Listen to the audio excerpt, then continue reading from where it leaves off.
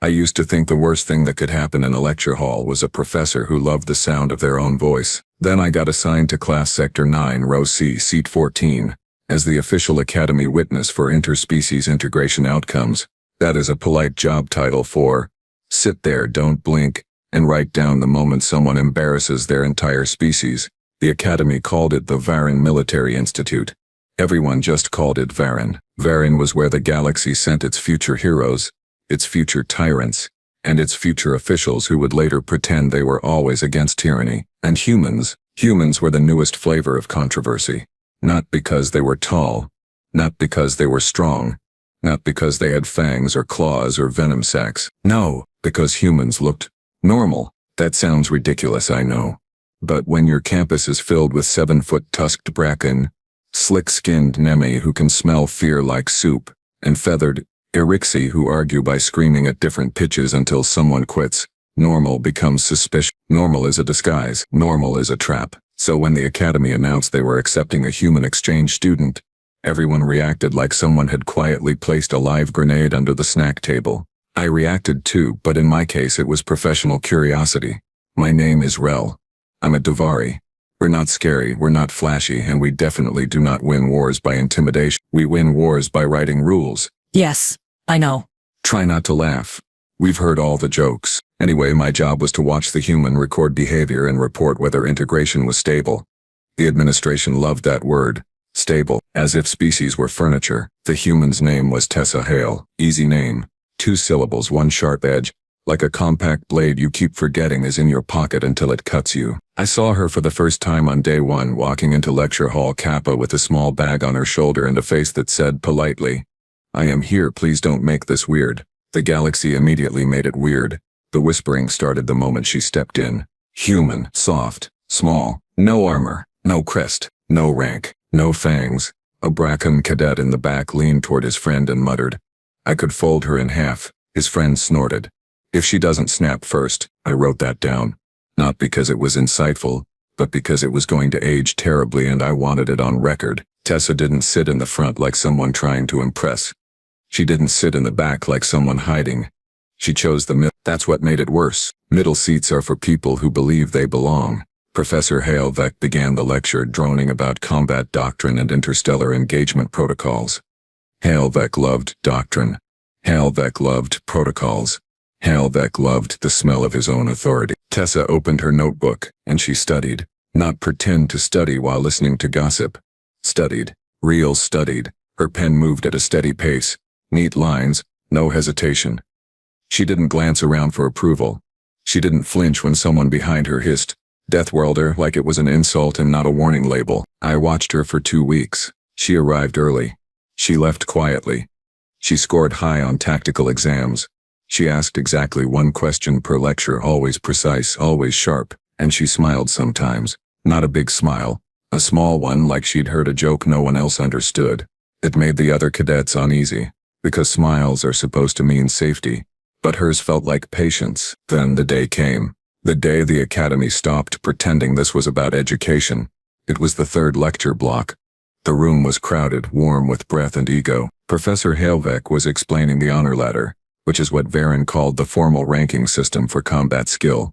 He was on slide 17. He would die on slide 17 if he could. Tessa was writing. I was recording, and the doors slammed open. Not opened, not pushed, slammed. A shockwave of noise rolled through the hall. Conversations died mid-syllable. Even Halvek's voice snapped off like a severed cable. In stepped General Vargo Klein. Klein, just the sound of that name made spines straighten. Klein was not a professor. Klein was not a guest. Klein was the kind of person whose footsteps made other people reconsider their life plan. He wore a combat coat with burn marks that weren't decorative.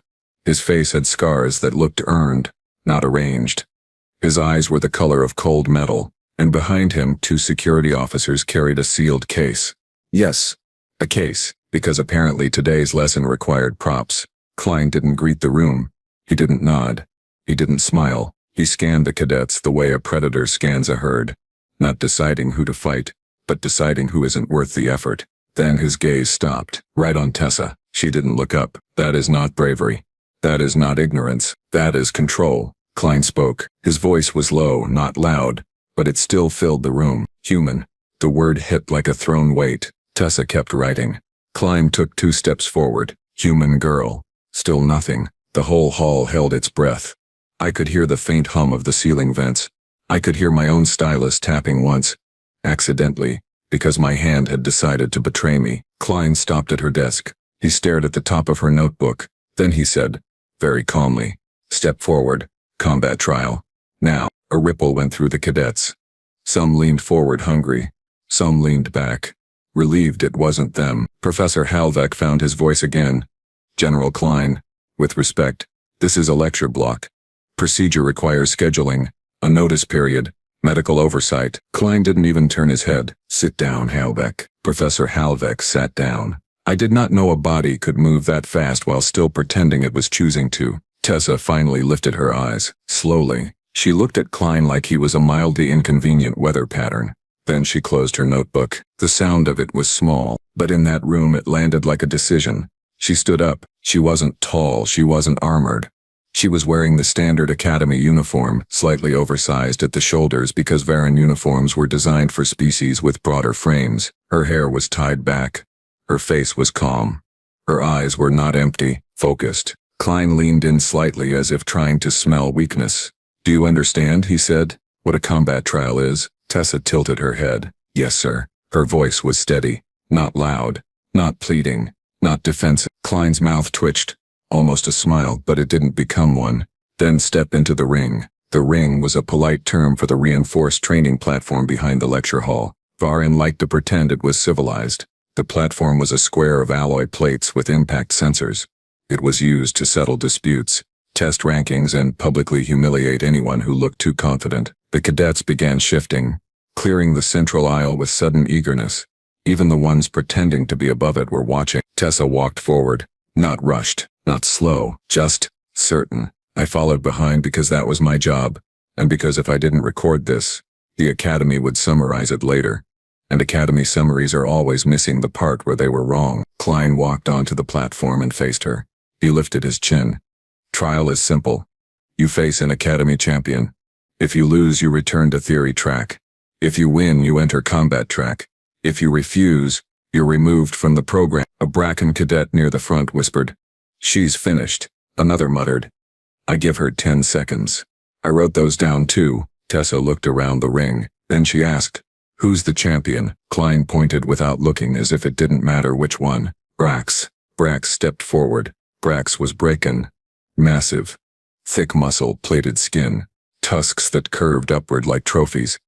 He wore light sparring armor, because Varan believed in fairness, which usually meant giving the smaller opponent fewer chances to survive. Brax rolled his shoulders and grinned. "You're the human," he rumbled. Tessa nodded. Brax laughed. "They told me humans were stubborn. I thought you'd be bigger." Tessa's eyes flicked to his tusks, then back to his face. She said, "Are you always this talkative, or is today special?" Laughter burst from the cadets. Not friendly laughter, predator laughter. Brax's grin widened, then tightened at the edges. Klein raised a hand. "Rules. No lethal strikes, no weapons." Tessa glanced at Klein. "No weapons.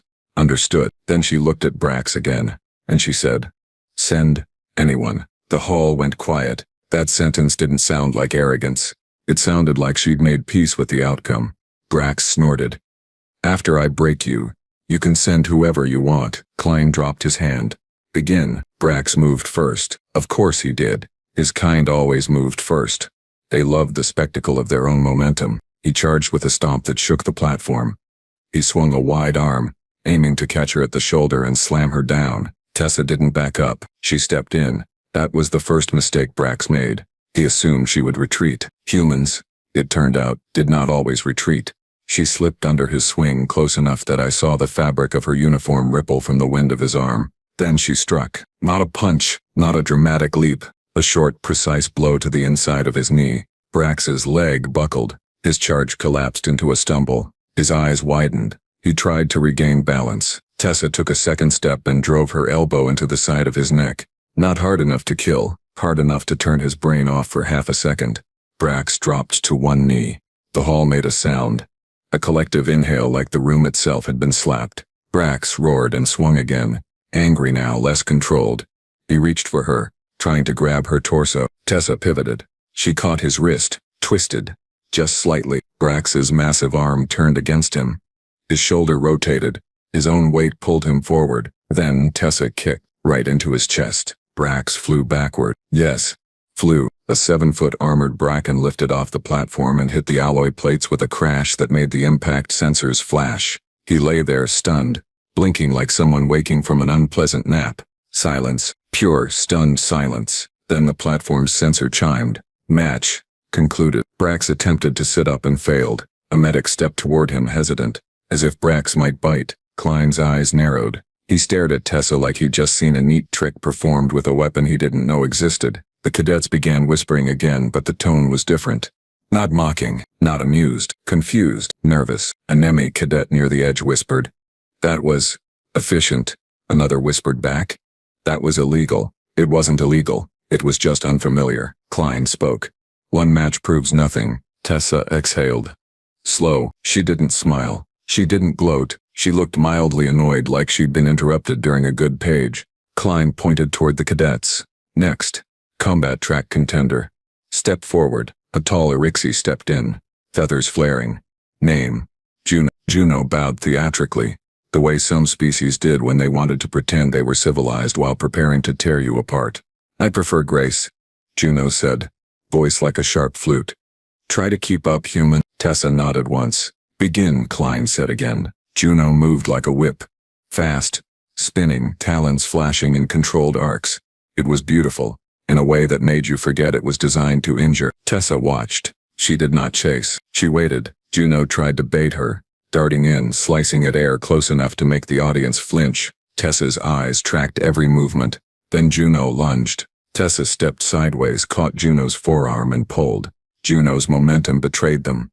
Their feet left the ground for a heartbeat. Tessa's shoulders slammed into Juno's midsection. Juno hit the platform hard. Breath knocked out. Before Juno could recover, Tessa pinned their wrist and pressed just enough pressure that the joint threatened to lock. Juno froze. Not because they were weak, because they could do the math. Klein's voice cut in. Yield. Juno swallowed. Feathers trembled. Yield. The hall erupted. Not cheers, not celebration, a frantic, unsettled noise. Like a crowd realizing the cage door might not be closed. Klein didn't look away from Tessa. His jaw tightened. He motioned again. Next. A third cadet stepped forward. Then a fourth. Tessa put them down with the same calm precision. Not flashy. Not brutal. Just finished. It wasn't a performance. It was a function. I started to feel sick. Not from fear of violence.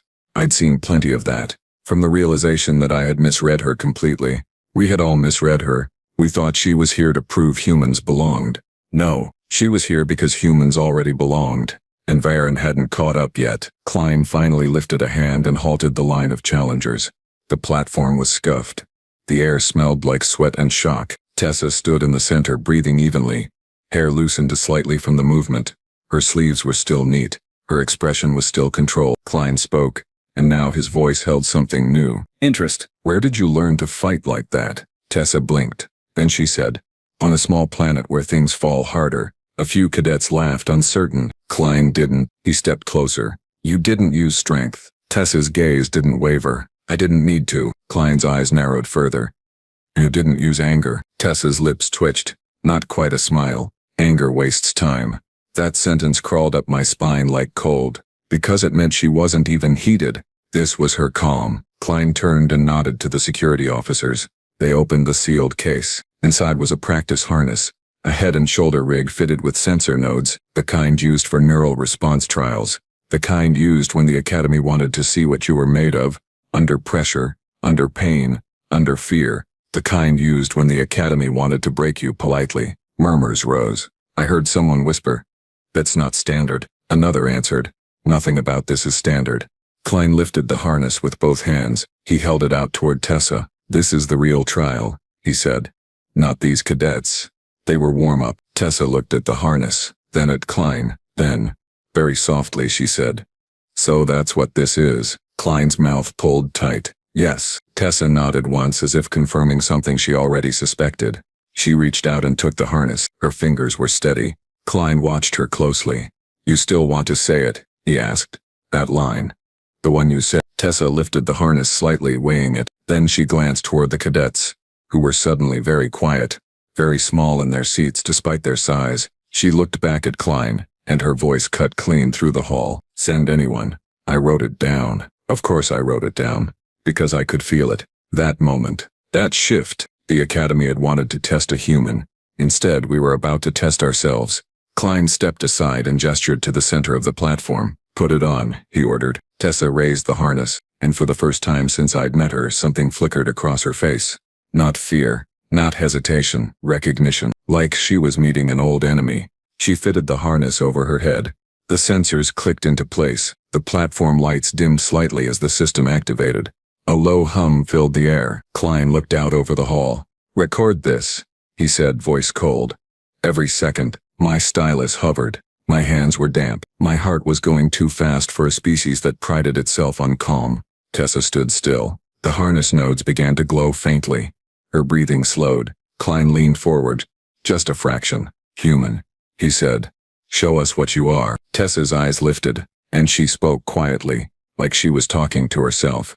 Okay. The harness emitted a sharp tone. The first pulse hit. Tessa's body stiffened for half a breath. Her jaw clenched, then her shoulders relaxed again, as if she'd decided the pain was not worth acknowledging. The hall watched. No one laughed now, because whatever we were about to see, it wasn't going to be a classroom story anymore. It was going to be an Academy legend, and I had the uneasy feeling that Part 2 would end with the galaxy changing its policies. Not because humans demanded it, because humans made refusal feel unsafe. The second pulse hit harder. I know that because the training harness has 3 standard modes, and the tone it made was not the tone for educational discomfort. It was the tone for, we are about to find out what you do when your body begs you to stop. Tessa Hale didn't stop. Her fingers tightened once on the harness straps.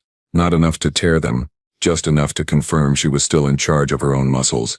Her shoulders rose a fraction, then dropped. Her breath stayed even. General Vargo Klein watched her with the calm attention of someone studying a weapon they might have to use, or survive. The lecture hall was so quiet I could hear the sensor fans spinning inside the platform floor. I could hear the Bracken cadet Brax wheezing as medics checked his ribs. I could also hear something else, the tiny, humiliating sound of several cadets swallowing. Klein's voice cut through it. Level 2, he said. Professor Halbeck made a small noise. Not a protest. More like a prayer. Klein ignored him. The harness chimed again. A third pulse slammed into Tessa's nervous system. Her head tilted a millimeter. That was it. No scream. No stagger. No collapse. Just a tiny adjustment, like she'd shifted her weight against wind. Somewhere behind me an Arixi cadet whispered, "That should drop her." I didn't answer, because my mouth was dry. And because the terrifying part was this. I believe the Arixi was right. A standard body should have dropped. But this human was operating on a different set of rules. Or maybe she was operating without rules at all. Klein stepped closer, boots hitting the alloy with slow, deliberate taps. Your heart rate is rising, he said. Tessa's eyes stayed forward. Yes, she replied. That's the part where most candidates panic. She exhaled. I noticed. A few cadets laughed and the laughter died instantly when they realized no one else was joining them. Klein's mouth twitched again. That almost smile trying to become real. Do you think you're funny? He asked. Tessa's voice was calm. No, sir. I think this is. There it was. Sarcasm. Not loud. Not dramatic. Just a human casually insulting a general in front of an entire academy without raising her voice. Klein studied her. Why aren't you afraid? Tessa blinked. Slow. Because fear doesn't help. Klein narrowed his eyes. That's not an answer. Tessa's gaze finally shifted toward him. And for a second I felt like I was staring at a door that had been closed my whole life, and someone had just turned the handle. She said, "It is. You just don't like it." Oh no. That was when I realized something important. This was not a student being tested. This was a predator being inconvenienced. Klein stepped back and motioned to the security officers. One officer, a thick-necked Karin with a shaved head and a face like a broken wall, lifted a control pad. Level 3, Klein ordered. Professor Halveck stood halfway up from his chair. General, Level 3 isn't authorized during lecture. Klein turned his head just enough to glance at him. Halveck sat down again. The control pad beeped. The harness emitted a longer tone. Deeper. Harsher. And the next pulse hit Tessa like a hammer. This time she did move. Not back. Not down. Forward. One step, her knee bent slightly, like her leg had briefly forgotten it belonged to her. But she didn't fall. Her lips parted and she released a short breath that sounded like a laugh, trying to decide whether it was appropriate. Then she said quietly, "Wow." The hall shivered with unease. Because wow was not the word you say when you're losing. It's the word you say when you're measuring something. Klein's gaze sharpened. "Explain," he demanded. Tessa swallowed once. That one was meant to break focus. Klein's jaw tightened. And Tessa's eyes flicked back to him. And it didn't. A Bracone cadet blurted. "How?" Klein snapped his head toward the voice. The bracken visibly shrank, which was impressive, because he was huge. Tessa answered anyway, without looking at the bracken. "Because I've had worse days than this." That sentence did something to the room. It wasn't a boast, it was casual. Like she was talking about weather. I scribbled it down with shaking fingers, because if I didn't write it I would later convince myself I imagined it. Klein took another step closer. "Human," he said, voice low. "What are you?" Tessa's face didn't change. "I'm a student," she said. Klein's eyes hardened. "No. Answer the question." Tessa held his gaze, and then, to my shock, she smiled. "Small. Control. Like a knife edge," she said. "You want the scary answer or the honest one?" A murmur swept through the hall. Klein didn't flinch. "Both," Tessa inhaled. "The honest one," she said, "is I'm here to learn." Klein waited. "The scary one," she continued, "is I learn fast." The room went cold. Not literally, emotionally, because everyone understood the implication. If she learned fast, and she was already doing this, then what did later look like? Klein gestured sharply. "Remove the harness." The security officer hesitated. "General protocol says we should complete the sequence." Klein snapped. "Remove it." The officer moved fast. The harness disengaged with a soft click. Tessa exhaled again, deeper this time, like she'd been holding something back and finally let it go. She rolled her shoulders once, and that's when I noticed her hands. They weren't trembling. They weren't stiff. They were steady. Steady hands after a level 3 neural pulse. That was not normal. Klein stared at her for a long beat, then turned toward the cadets. "Combat trial continues," he announced. A cadet near the front called. "She already won." Klein's voice was sharp. "No. She won against students." He turned back to Tessa. "Now you fight an adult." The hall went silent again. Even the ones who had been desperate for spectacle suddenly looked uneasy. Because every cadet in that room knew what adult meant at Varan. It meant a trained fighter with a record. It meant someone who had broken others for sport and called it discipline. Klein lifted a hand and the security officers stepped aside. From the doorway behind them someone entered. A woman. Not human. A Draxan. Lean and tall, with pale eyes and calm posture. Her hair was cut short. Her uniform was plain, but her movements had that quiet confidence that only comes from knowing you can end a fight in 3 seconds. Klein said, "Instructor Morrow." Morrow stopped at the edge of the platform and looked at Tessa with open curiosity. No mockery, no hunger, just assessment. "Human girl," Morrow said. Tessa nodded. "Yes." Morrow's mouth curved slightly. "They told me you like to say send anyone." Tessa's eyes flicked to Klein, then back to Morrow. "I didn't know it would be so popular," she replied. A few cadets laughed again. This time it sounded nervous, like laughter used to keep breathing. Morrow stepped onto the platform. Klein raised his hand. "Rules," he said. "No lethal strikes. No weapons." Morrow's gaze didn't leave Tessa. "Understood." Tessa's voice was calm. "Understood." Klein dropped his hand. "Begin." Morrow moved first. Not with brute force, with skill. She closed distance in a smooth glide. Hands up, weight balanced, eyes scanning. Tessa didn't step forward this time. She stepped back half a step, measuring. Morrow jabbed toward Tessa's face. Tessa tilted away. Morrow followed with a low kick aimed at the shin. Tessa lifted her leg at the last second, absorbing it. Morrow's eyes narrowed slightly. That, right there, was the first sign of respect. The second sign came when Morrow stopped testing and started trying. She launched a flurry of strikes, fast, controlled, aimed at joints and soft points. Tessa blocked some, slipped others, took one hit to the shoulder and didn't even blink. The cadets leaned forward. This was different. This was not a student being humiliated. This was a real fight. Morrow spun, aiming an elbow toward Tessa's jaw. Tessa ducked and slid inside the arc. For a moment they were chest to chest. Morrow tried to grab Tessa's wrist. Tessa let her. Then Tessa moved. Not a strike, a shift. She twisted her wrist. stepped to the side and used Morrow's grip as a handle. Morrow's balance broke. Tessa swept her leg. Morrow hit the platform hard. A collective gasp. Morrow rolled immediately, trying to recover. She was experienced. Tessa didn't chase. She waited again. Morrow sprang up, eyes sharper now. "You're trained," Morrow said, breath controlled. Tessa answered, "Yes." Morrow's voice lowered. "By who?" Tessa's mouth twitched. "People who didn't care about my feelings." The hall made a strange sound somewhere between laughter and dread. Morrow lunged again. This time she aimed to end it. She feinted high, then dove low, trying to catch Tessa's legs. Tessa stepped back, then down, dropping her weight. Morrow's hands brushed air. Tessa's knee came up. It slammed into Morrow's shoulder.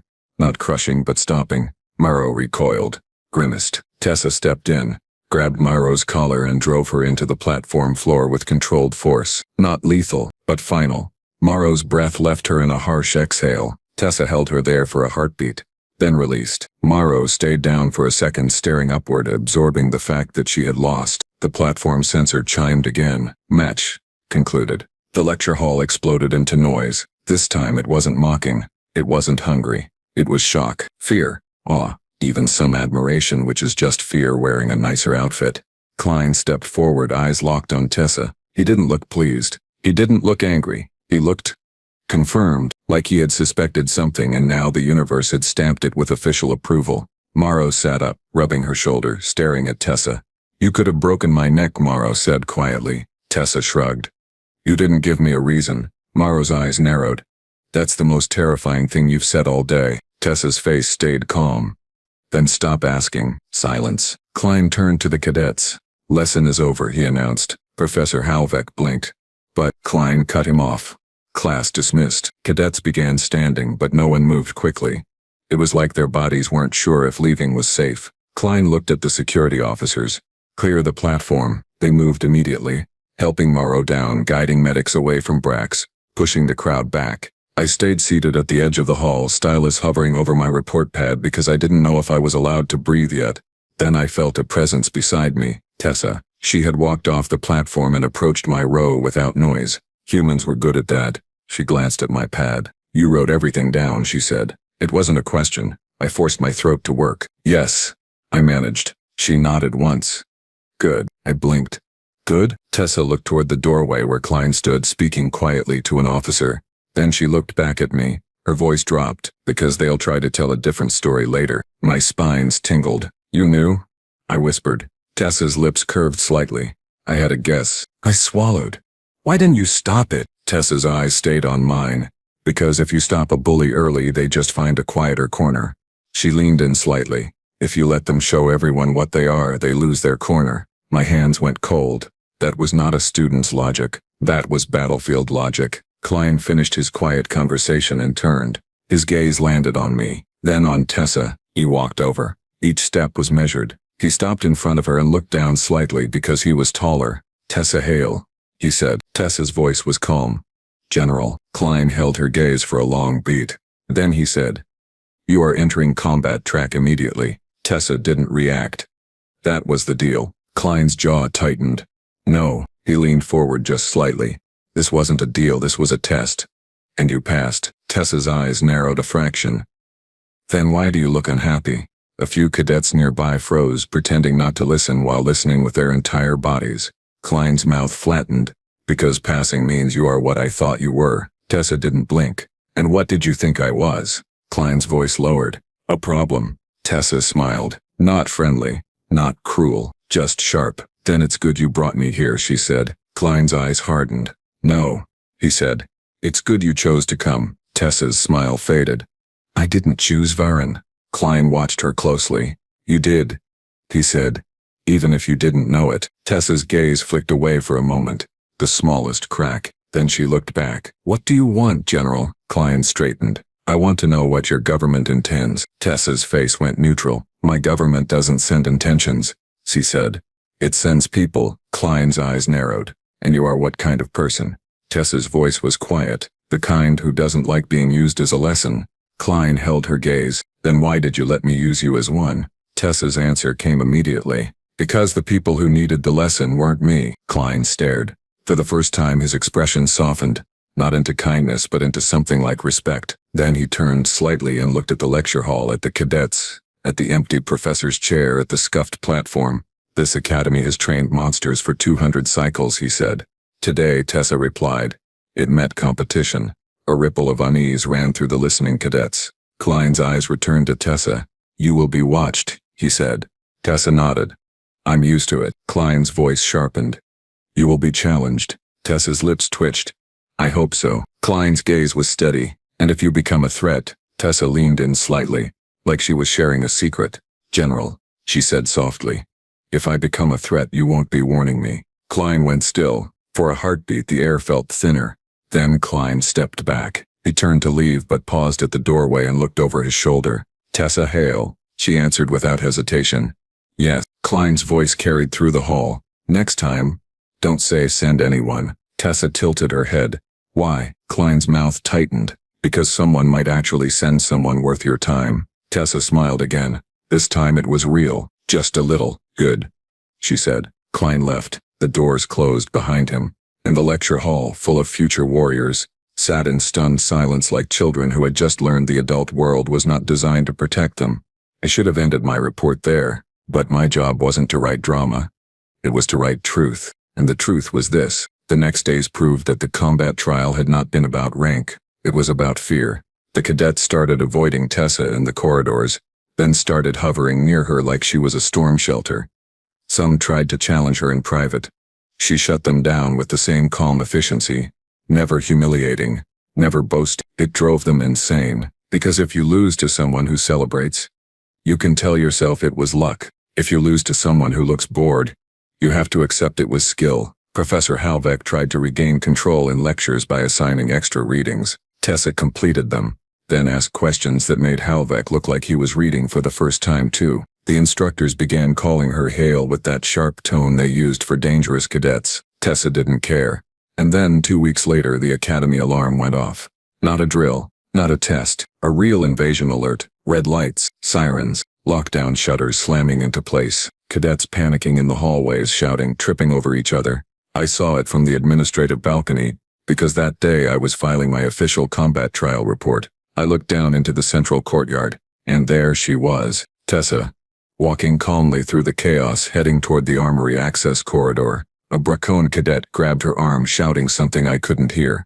Tessa turned her head slightly, said something short, and the Bracken released her like he'd touched fire. Then General Klein appeared on the far side of the courtyard with a squad of officers. He spotted her. Their eyes met across the distance. Klein lifted his hand and pointed toward the northern gate. Tessa didn't salute. She didn't nod. She simply changed direction and moved. Like they had already agreed on the plan weeks ago. Like the combat trial had been a conversation, not a spectacle. That was when I understood the final piece.